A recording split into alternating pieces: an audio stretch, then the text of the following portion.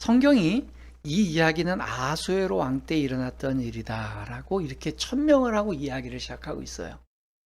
굉장히 드문 예입니다. 아니, 성경에 이런 얘기가 없습니다. 이것은 어느 왕 때의 일이다라고 한정 짓거나 이렇게 규정을 먼저 만들고 그 다음에 무슨 이야기를 펼치는 경우가 한 번도 없었어요. 사실 이러한 표현이 필요하다면 어느 성경에 필요하냐면요, 저한테 고르라면 전 사무엘 하예요. 사무엘 하를 쓸 때 사무엘 하는 다윗이 왕이 될 때부터 다윗이 왕으로 이제 끝날 때까지의 이야기입니다. 그러니까 사무엘하 같은 성경을 쓸 때는 이 이야기는 다윗 왕 때의 이야기다 라고 쓰는 게 맞습니다. 그리고 이스라엘 사람들이 가장 존경하고 우리나라 사람들이 세종대왕을 이렇게 받드는 것 이상으로 그 이상으로 다윗 대왕을 되게 좋아합니다.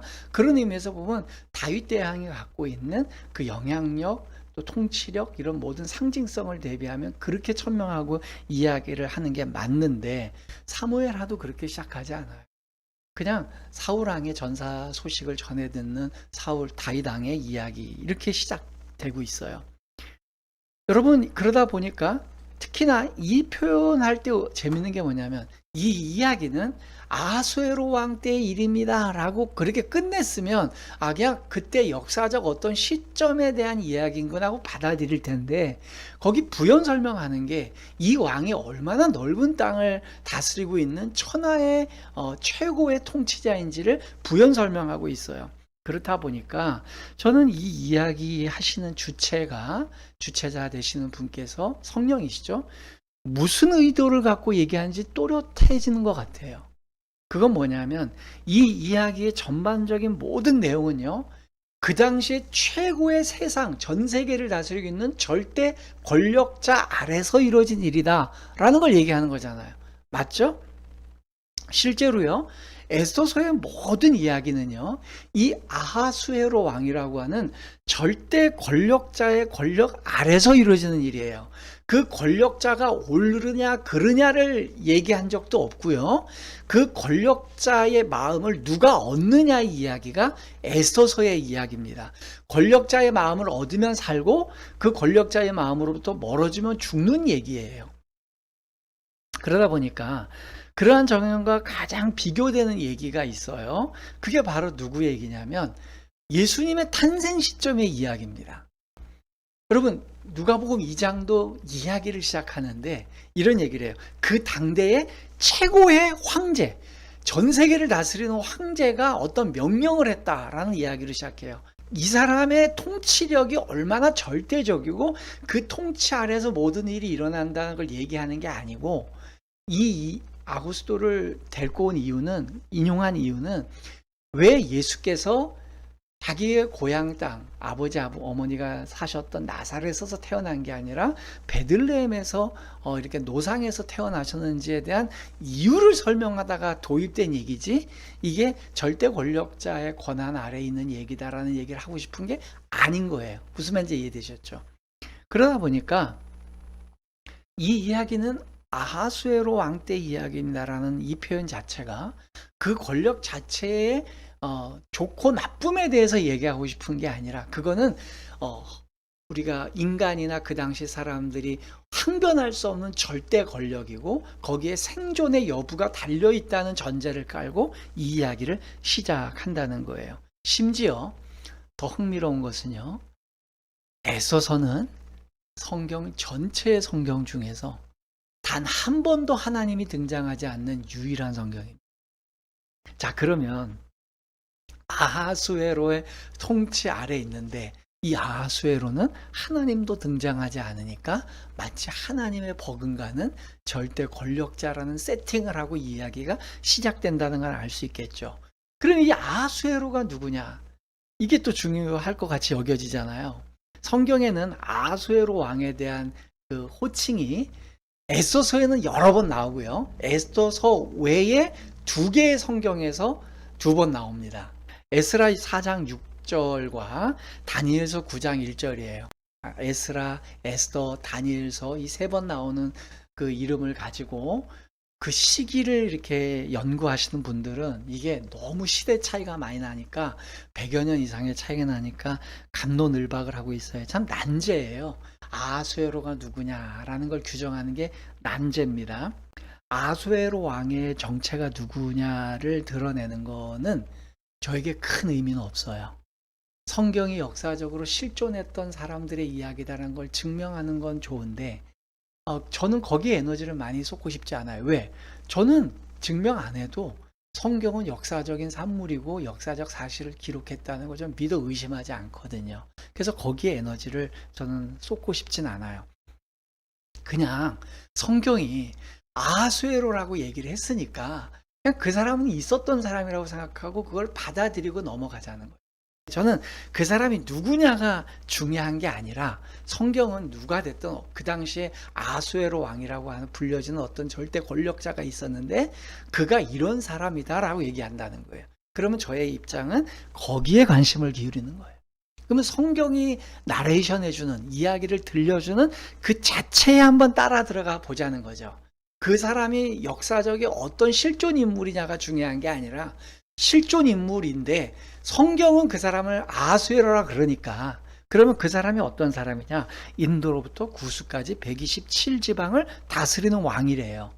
이 나라가 동쪽으로는 인도부터 서쪽으로는 아프리카의 에티오피아까지 있는 광대한 지방을 다스리는 그런 제국의 왕이었다.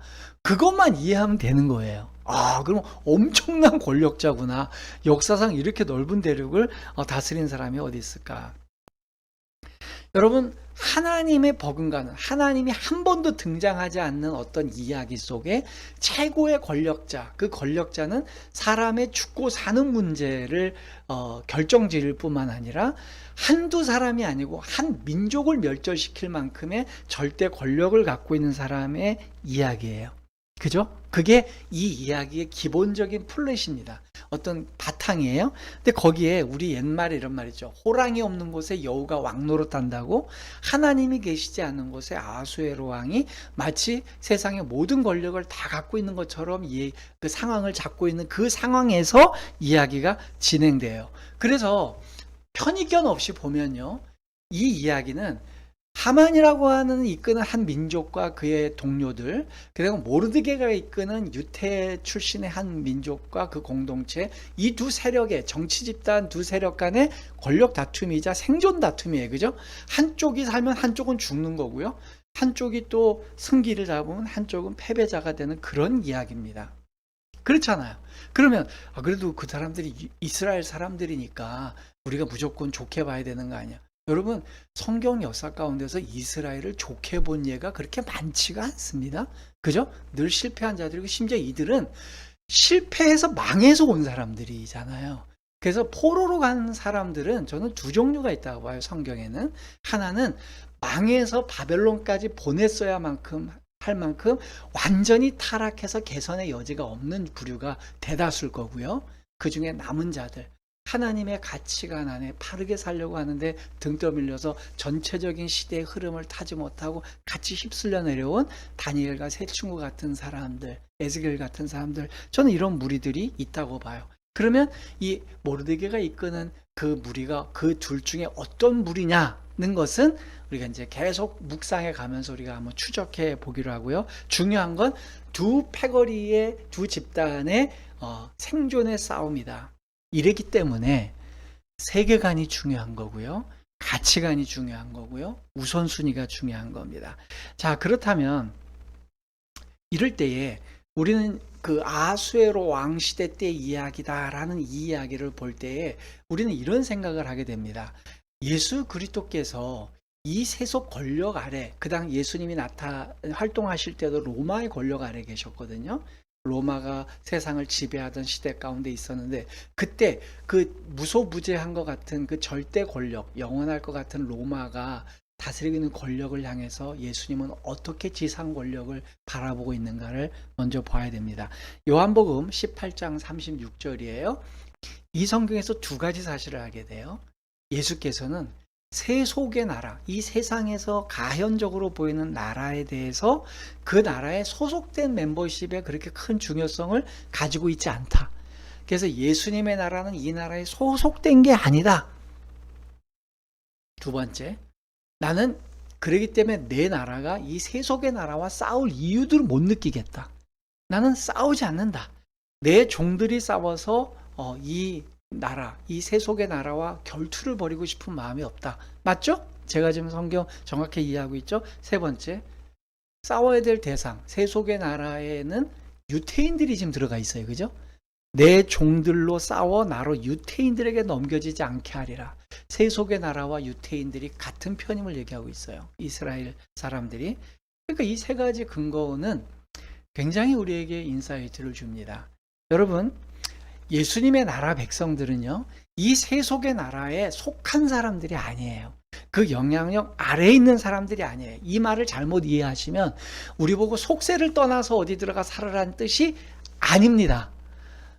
극단주의적인 기독교 운동하는 사람들 중에는요, 세속을 떠나서 저 숲속이나 어디 광야나 어디 쿰난 공동체처럼 어디 들어가서 살아라, 이렇게 그것이 하나님의 뜻이다라고 얘기하는 분들이 있는데 아닙니다. 수도원주의, 기도원주의, 어디 탈세속하는 거 절대 하나님의 뜻이 아닙니다. 예수님은 그렇게 살지 않으셨어요.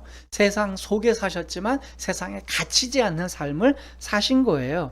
우선순위가 이 세상 위에 있어야 된다는 거예요. 예수님 나라가. 그래서 세속 나라의 관할 아래에 있는 나라가 아니라 세속 나라 위에 있는 나라다. 더 우선적 가치를 그 위에 두는 것이다.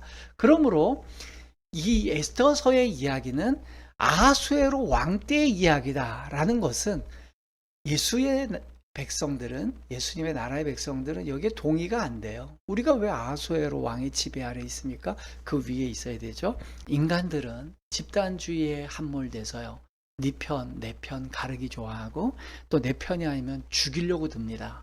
그래서 내 편이 아닌 자들을 결국은 죽여내야지만 우리의 마음이 풀리는 그런 이야기예요. 넓은 굴지에서 보면 에스더서는 그런 내용이거든요. 저는 모쪼록 여러분들이 아하수에로 왕 때의 이야기다 라는 이야기로 결론을 내리지 않았으면 좋겠어요.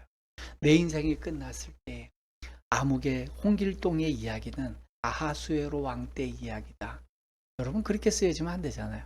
우리의 이야기는 여호와 하나님 안에서 그분이 주군으로 다스릴 때의 이야기다. 이게 돼야 돼요. 그렇죠? 하나님께서 나와 동행하시고 주님께서 영원하신 통치자이신 그분 앞에서 내가 어떻게 살았느냐의 이야기가 돼야 되지, 어떤 정치 지도자, 어떤 절대 권력자 아래에 있었던 사람이라는 얘기로 우리의 이야기가 끝나지 않았으면 좋겠습니다.